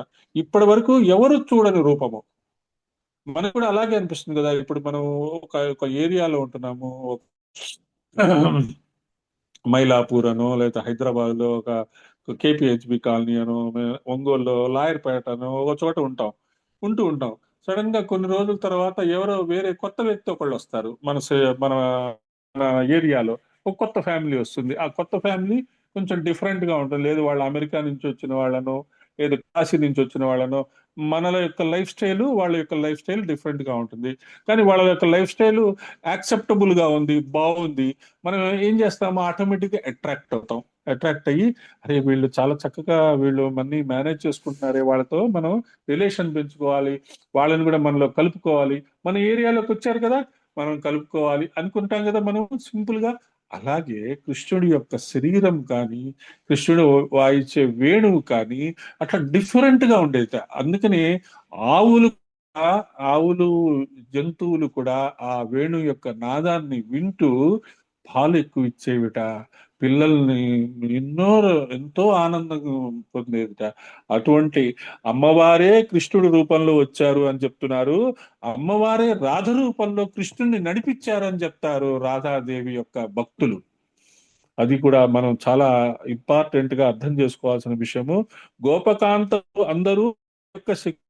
భాగవతంలో గోపికా మధ్యమంలో ఉన్న కృష్ణ పరమాత్మ అష్టావరణల మధ్యంలో బిందువు ఎందున్న అమ్మవారిని గుర్తు చేస్తారు. శ్రీయంత్రంలో ఉండే అష్టావరణలు ఉన్నాయి కదా, అష్టావరణల మధ్యలో బిందువు అమ్మవారిని చెప్పుకుంటాం కదా, ఎన్నోసార్లు చెప్పుకున్నాం. ఆ బిందువునే చూడండి, అదొక ధ్యానంలాగా చూడండి, ఎదురుగా పెట్టుకోండి, మొబైల్లో పెట్టుకోండి. బిందువు నుంచి అవుటర్ సర్క్యూట్ దగ్గరికి వెళ్ళండి, మళ్ళీ అవుటర్ సర్క్యూట్ నుంచి మళ్ళీ బిందుకు రండి, మళ్ళీ కుడివైపు వెళ్ళండి, కుడివైపు అవుటర్ ఎంట్రన్స్ కి వెళ్ళండి, మళ్ళీ బిందువు దగ్గరికి రండి, మళ్ళీ కింద ఎంట్రన్స్ కి వెళ్ళండి, మళ్ళీ బిందువు దగ్గరికి వెళ్ళండి, మళ్ళీ లెఫ్ట్ సైడ్ ఎంట్రన్స్ దాకా వెళ్ళి మళ్ళీ రండి. ఇదొక ధ్యానము. దారిలో మనకి షోడశ దళాలు, అష్టాదశ దళాలు, ఈ నక్షత్రాలు, వీటి యొక్క సింబల్స్ కనబడుతుంటాయి. ఆ సింబల్స్ మనకి మన బుర్రలోకి కనుక బాగా ఆ ఆ బాగా ఇరుకోగలిగితే, బాగా ఇంప్రెస్ అవ్వగలిగితే అవే మనల్ని ఎన్లైటన్ చేస్తాయని మనం చెప్పుకుంటూ ఉంటాము. ముకుంద అంటే కృష్ణ స్వరూపిణి అని ఒక అర్థము, ముక్తినిచ్చే తల్లి అని ఇంకొక అర్థం. ముక్తిని ఇస్తుందంటే ముక్తి వేరు, అమ్మవారు వేరా? మరి అమ్మవారు వేరు, ముక్తి వేరా? ముక్తి ఇవ్వటము అంటే ఏంటి? కర్మ కర్మబంధాల నుంచి విముక్తి చేసి తన దగ్గరికి పిలిపించుకుంటుంది. అది ముక్తి. ముక్తి నిలయ, మళ్ళీ ఇక్కడ ముక్తి నిలయ ఇస్తున్నారు. ముక్తి స్వరూపంగా ఉంది. మోక్షం పొందేవారు ఎక్కడికి వెళ్తున్నారో అది అమ్మ రూపం. మోక్షం అంటేనే అమ్మ పదం. ముక్తికి స్థానమైన తల్లి. సాలోక్యం, సామీప్యం, సారూప్యం, సాయుజ్యం అనబడే ముక్తులకు నిలయమైనది. 4 రకాలైన ముక్తులు చెప్తున్నారు. సాలోక్యము, సామీప్యము, సారూప్యము, సాయుజ్యము. ఈ 4 రకాలైన ముక్తుల గురించి చెప్తున్నారు. అందుకని ఆవిడ ముక్తి నిలయ. తర్వాత మూల విగ్రహ రూపిణి. మూల విగ్రహ రూపిణి అను she is the source of all the విగ్రహాస్. ఆవిడ మూల విగ్రహం. మూల మంత్రం అని చెప్పుకుంటాం కదా, దుర్గా సప్తశతికి సంబంధించిన మూల మంత్రం ఏంటండి? ఓం ఐం హ్రీం క్లీం చాముండాయ విద్మహే. ప్రచండ దీప్తి దర్పజ్ఞే చండికే ప్రణతాయని. ప్రతిభ గారు మీరు సైడ్ పక్క ట్రాక్ వెళ్ళిపోతున్నారు మీరు. దుర్గా అది రాదా? సప్తశతికి అది దుర్గా చెప్పండి. సప్తశతి ప్రచండ దీప్తి. ఓం హైం ప్రచండ దీప్తి హైం హ్రీం క్లీం చాముండే విచ్చాను. అది మూల మంత్రం. అది ప్రచండ దీప్తి దర్పజ్ఞే చండికే ప్రణతాయమి అది దుర్గా సప్తశతిలో ఉన్నది. కానీ మూల మంత్రం అనేది ఒకటి ఉంది. ఇప్పుడు లలితా సహస్రనామకి మూల మంత్రం ఓం హైం హ్రీం శ్రీం శ్రీమాత్రే నమః. అది అంటే the source of entire Lalita Sahasranamam. Durga సప్తశతికి మూల మంత్రం ఓం ఐం హ్రీం క్లీం ఐం హ్రీం చాముండాయ విచ్చే నమః. విచ్చే అనేది బాగా పలకాలి. అందుకనే మనము అంటే ఓం ఐం హ్రీం క్లీం చాముండాయ విచ్చే అనగానే దుర్గా సప్తశతి యొక్క శక్తి అంతా మనలోకి రావాలి. ప్రచండ దైత్య దర్పజ్ఞ అనేది ఆ దాంట్లో అమ్మవారి యొక్క నామాల్లో వచ్చే కొన్ని శ్లోకాల్లో వస్తుంది. అది దాన్ని పర్టికులర్ గా మనము ఈ టెర్రరిస్టులకి, ఈ యొక్క ఆర్మీకి సపోర్ట్ గా వాడుకుంటున్నాం. కానీ ఓం ఐం హ్రీం క్లీం చాముండాయ విచ్చే అనేది మొత్తము దుర్గా సప్తశతి యొక్క శక్తి అందులో ఉంటుందన్నమాట. ఆ మొత్తం లేని వాళ్ళు ఇది చదువుతారు. ఇది చదివిన వాళ్ళు, ఈ మంత్రాన్ని గుర్తు చేసుకున్న వాళ్ళు సప్తశతి కూడా సప్తశతి దగ్గరికి తీసుకెళ్ళబడతారు అనేది మనం అర్థం చేసుకుంటూ ఉంటాం.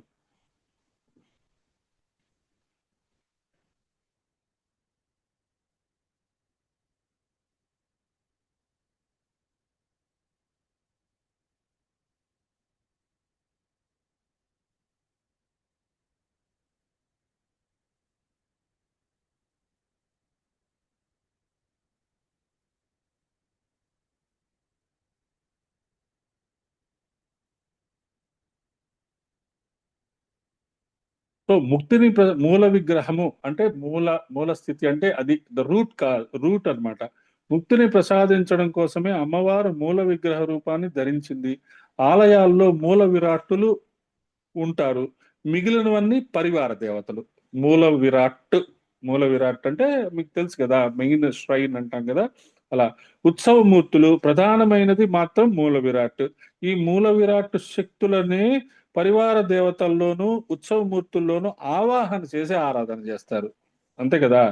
ప్రకటాకృతి దగ్గర నుండి వివిక్తస్థ వరకు శ్రీ విద్యా స్వరూపిణిగా పరమేశ్వరి ఉందని చెప్పేసుకున్నాం. బిందు రూపంలో వివిక్తస్థగా ఉంది, అది కూడా మనం డిస్కస్ చేసుకుందాం. ఆవిడ నుంచి మహావీరులైన పరివార దేవతలందరూ వచ్చారు కనుక వీరమాత, శ్రీచక్రం, వియచ్చక్రం కనుక వియత్ ప్రసూహు. అక్కడ ఉన్న శ్రీచక్రోపాసన మోక్షాన్ని ఇస్తుంది కనుక ముకుంద ముక్తి నిలయ అని చెప్తున్నారు. చూడండి, ఇప్పుడు మనం చదువుకున్న 6-7 నామాల గురించి మళ్ళీ సింపుల్ గా ఒక సమ్మరీ ఇచ్చేశారు.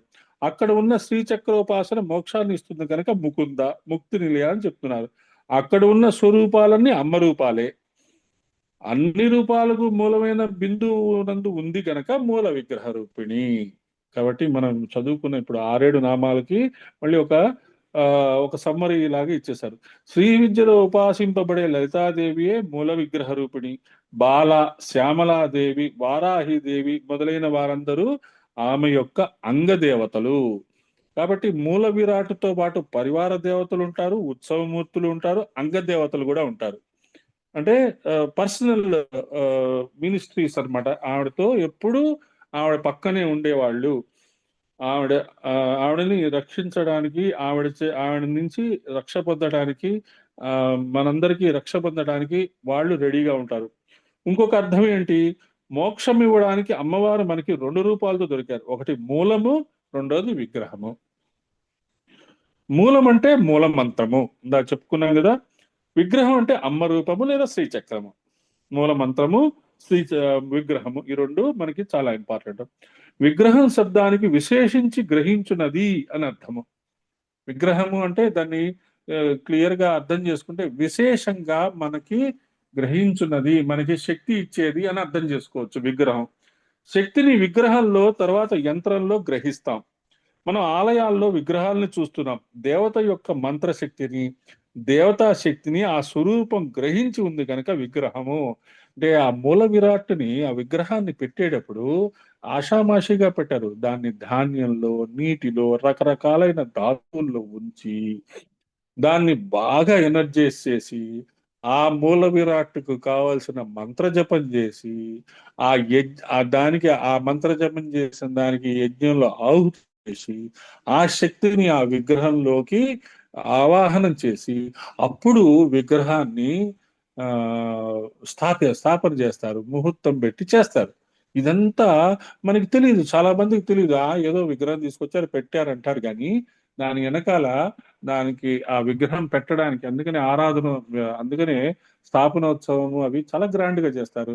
ఆ మొట్టమొదట ఆ విగ్రహం పెట్టే టైంలో ఎక్కడెక్కడ వాళ్ళని, గురువుల్ని, పండితుల్ని, బ్రాహ్మణుల్ని వీళ్ళందరినీ పిలిపించి చక్కగా శాస్త్రోక్తంగా మంత్రోక్తంగా పెడతారు. కాబట్టి ఆ ఆ టెంపుల్స్ లో, ఆ విగ్రహంలో ఆ శక్తి ఉంది, ఆ పవర్ ఉంది, ఆ ఎనర్జీ మనకి అందుతోంది అనేది మనకి అర్థం చేసుకోవాలి. అందుకనే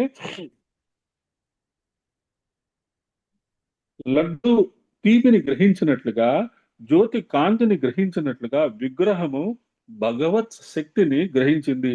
అమ్మవారి విగ్రహం అంటే ఏంటండి? అరుణాం కరుణా తరంగితాక్షి ధృత పాశాంకుశ పుష్పబాణ చాపాం అనేది విగ్రహం. ఆ విగ్రహాన్ని ఉపాసించడానికి మనకి మనకి వచ్చేది మంత్రం, అది మూలం. మూల విగ్రహ రూపిణి అంటే మంత్ర రూపిణి, విగ్రహ రూపిణి. ఈ రెండు కలిసి చెప్పడానికి కారణం మంత్రమే విగ్రహం గనక. కాబట్టి మంత్రము విగ్రహము అంటే ఇదేంటిది? ఫార్ములా, ఆ తర్వాత థియరీ, ఆ తర్వాత అప్లికేషను, ఆ తర్వాత ఇంప్లిమెంటేషను, ఆ తర్వాత ప్రాక్టికల్స్, ఆ తర్వాత రిజల్ట్, ఆ తర్వాత యూసేజ్. ఇది మనం మన లాంగ్వేజ్ లో చెప్పుకునే. అలాగే విగ్రహము, మంత్రము, యంత్రము, దాంట్లోంచి వచ్చే శక్తి, ఆ ఎనర్జీని మనం తీసుకొని మన బుర్రని రెడీ చేసుకొని ప్రాపర్ గా ఆలోచించుకుంటూ కరెక్ట్ డెసిషన్స్ తీసుకోవటమే అమ్మవారి యొక్క బ్లెస్సింగ్. శ్రీమద్ వాగ్భవ కూటైక స్వరూప ముఖ పంకజ అని ఒక నామం ఉంది కదా. తర్వాత కంఠాదహ కటిపర్యంత మధ్యకూట స్వరూపిణి అని ఒక నామం ఉంది కదా. శక్తి కూటైక తాపన్న కట్యదో భాగధారిణి అనే నామం ఉంది కదా. ఈ మూడు నామాల్లో చెప్పిన మూడు కూటములే అమ్మవారి విగ్రహం. వాగ్భవ కూటము, కంఠాది కటిపర్యంత మధ్యకూటము, శక్తి కూటకతాపన్న కట్యదో భాగధారిణి, మూడు రకాలైన కూటముల యొక్క కాంబినేషనే అమ్మవారి విగ్రహము. ఇదే మూల విగ్రహ రూపిణి. అంతేగాక మూల మంత్రమే తన విగ్రహంగా కలిగినది కనుక మూల విగ్రహ రూపిణి. ఈ మూల మంత్రాన్ని జపించాలి, ఆ విగ్రహాన్ని ధ్యానించాలి, అర్చించాలి. ఆ రెండు మనం చేయగలిగితే ముకుంద మోక్షాన్ని ఇస్తుంది. ఆ మోక్ష స్వరూపంగా ఉన్న తల్లి ఆవిడయే ముక్తి నిలయ. అది అంత జాగ్రత్తగా పీస్ టు పీస్ ఇన్ఫర్మేషన్ ఇచ్చుకుంటూ ఒక కరెక్ట్ కన్క్లూజన్ కి తీసుకొచ్చారు. అయిపోయింది. తర్వాత భావజ్ఞ, శ్రీ భావజ్ఞాని. జై గురుదేవ్. ఆ మూడు మళ్ళీ రిపీట్ చేస్తా. ఈ మూడు మళ్ళీ రిపీట్ చేస్తా. శ్రీమద్ భాగవ కూటైక స్వరూప ముఖ పంకజ, ఇది ఒకటి. కంఠాదహ కటిపర్య కూట స్వరూపిణి. తర్వాత శక్తి కూటైకతాపన్న కట్టెదో భాగధారిణి. నామాల్లో చెప్పిన మూడు కూటములు అమ్మవారి విగ్రహం. మూడు కూటములు అంటే 3 పార్ట్స్, అంటే మూడు మంత్రాలు కలిపి అమ్మవారి విగ్రహం అయిందని చెప్తున్నారు. అందుకనే ఆవిడ మూల విగ్రహ రూపిణి అయింది. అంటే మనము లలితా సహస్రనామంలో ఉండే నామాలే ఇవి, అలా చదువుకుంటూ వెళ్ళిపోతుంటాం. కానీ ప్రతి ఒక్క నామంలో ఒక సైన్స్ ఉంది అని చెప్పడానికి ఈయన ఏం చేశాడు? 1400 పేజీలు మన చేత చదివిస్తున్నారు.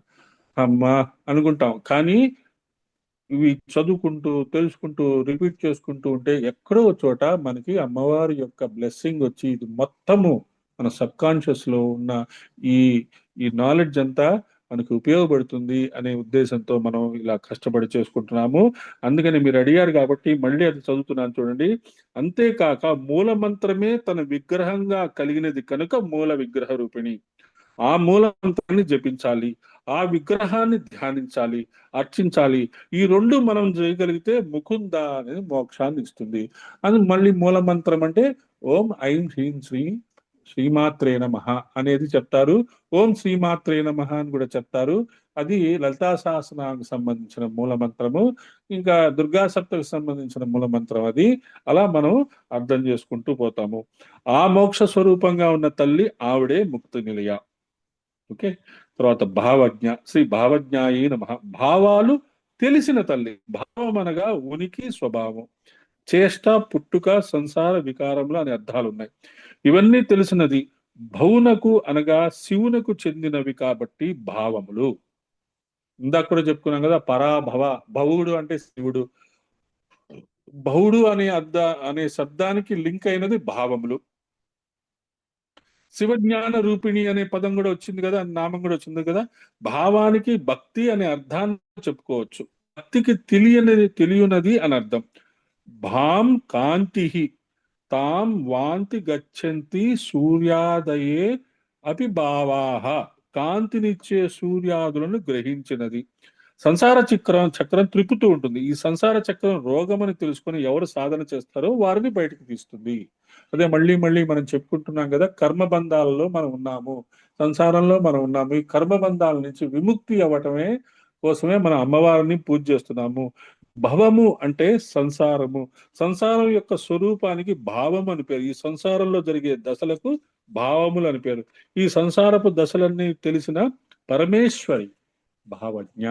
కాబట్టి భావజ్ఞ అనే నామములో మనం సంసారంలోంచి మనకి కర్మబంధాల నుంచి విముక్తి చేసేది అనేది మనం అర్థం చేసుకుంటాము. తర్వాత భవరోగగ్ని, శ్రీ భవరోగజ్ఞై నమః.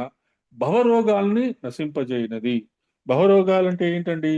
చావడం, పుట్టడం, పుట్టడం, చావడం. ఇదే భవరోగం. ఎన్ని జన్మలు ఎత్తాము? అసలు అవేర్నెస్ లేకుండా ఎన్ని జన్మలు ఎత్తాము?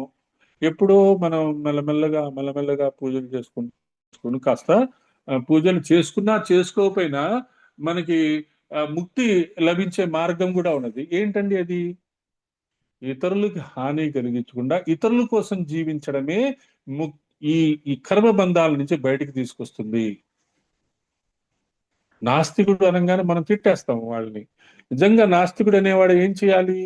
ఇతరులకి హాని చేయకుండా, ఇతరుల్ని మనం తిట్టకుండా, వీళ్ళని తిట్టకుండా, తన యొక్క ఆదర్శాలను నమ్ముకొని చక్కగా తన కోసం తాను జీవించేవాడు నిజమైన నాస్తికుడు. నువ్వు నమ్మద్దురా బాబు, నువ్వు అమ్మవారు ఉందని నమ్మొద్దు, అయ్యవారు ఉన్నారని నమ్మవద్దు, అసలు ప్రపంచంలో భగవంతుడు ఉన్నాడని నమ్మవద్దు. కానీ నువ్వు ఇతరుల్ని దూషించటము, ఇతరుల్ని ఎగతాళి చేయటము, ఇతర రిలీజియన్స్ ని ఎగతాళి చేయటము, ఇతర వాళ్ళని ఎగతాళి చేయటము, ఏ రిలీజియన్ అయితే వాళ్ళు లైట్ గా తీసుకుంటారో వాళ్ళని తిట్టడము, వేరే వాళ్ళని కనుక తిడితే వాళ్ళు చంపేస్తారని వాళ్ళని తిట్టకుండా ఉండటము, ఇలాంటివి నాస్తికులు చేసే పనులు. నాస్తికత్వం అంటే ఏంటి? సింపుల్ గా నాస్తికత్వాన్ని బాగా ప్రపంచానికి అందించింది కూడా భారతదేశమే. మన ఋషుల్లో ఒక ఆయన ఉన్నాడు, కపిలుడు అనుకుంటా. ఆయన పక్కా నాస్తికుడు. కానీ ఆయన రీసెర్చ్ చేసి అటమిక్ థియరీని ప్రపంచానికి అందించాడు. సంథింగ్ లైక్ అలాంటిదే ఒక గొప్ప ఆవిష్కరణలు చేశాడు. నాకు కరెక్ట్ గా గుర్తు రావట్లేదు. అంటే ప్రకృతిలో ఉండే ఆయనకి కనపడే విషయాల్లో ఆయన రీసెర్చ్ చేసి దాంట్లో ఉండే మనకెవ్వరికి తెలియని విషయాల్ని బయటికి తీసుకొచ్చి చెప్పాడు. ఎలా తీసుకొచ్చాడు? అతను భగవంతుడు నమ్మలేదు, గురువులు నమ్మలేదు, ఏం నమ్మలేదు. కానీ ధ్యానం చేశాడు, బాగా తెలుసుకున్నాడు, దాని గురించి రీసెర్చ్ చేశాడు. అవర్స్ టుగెదర్ వాటి యొక్క విశేషాలను తెలుసుకొని ఒక థియరీ